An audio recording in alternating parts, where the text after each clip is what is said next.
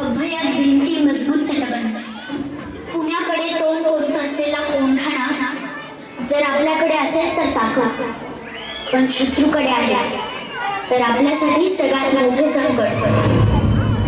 आम्ही जाणून आहोत आऊसाहेब, कोंढाणा गेल्यापासून स्वराज्याचा एक हात निखळल्यासारखा झालाय. मुघलांच्या जयसिंह सोबत केलेला तह अजूनही आमच्या काळजात खोल जखम करून आहे. कोंढाण्यासारखे इतर 72 किल्ले त्या तहात गमावले आपल्या.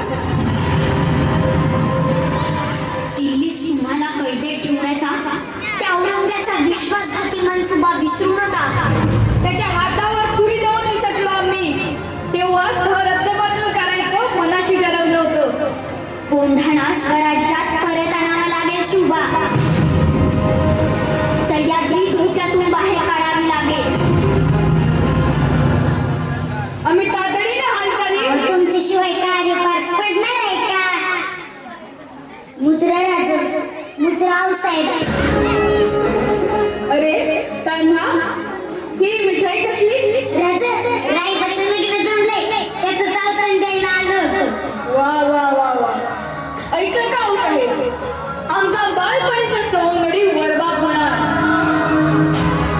सह्याद्रीच्या धबधब्याला लाज वाटावी असा उत्साह ओसंडून वाहतोय. मग वरबा कुठवर आली तयारी जी.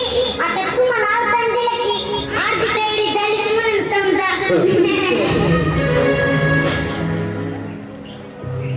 राजा, काही अडचण आहे का? अडचण?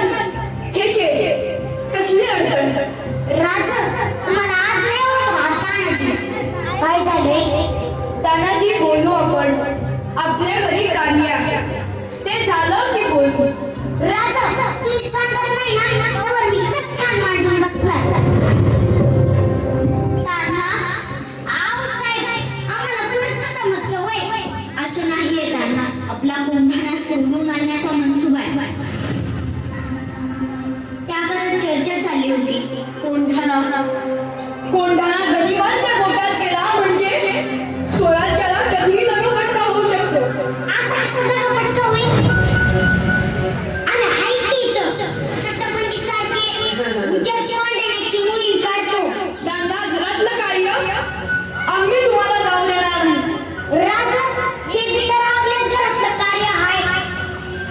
आधी लगेच कोंढाण्याचं आणि मगच माझ्या रायबाचं. वा वा वा.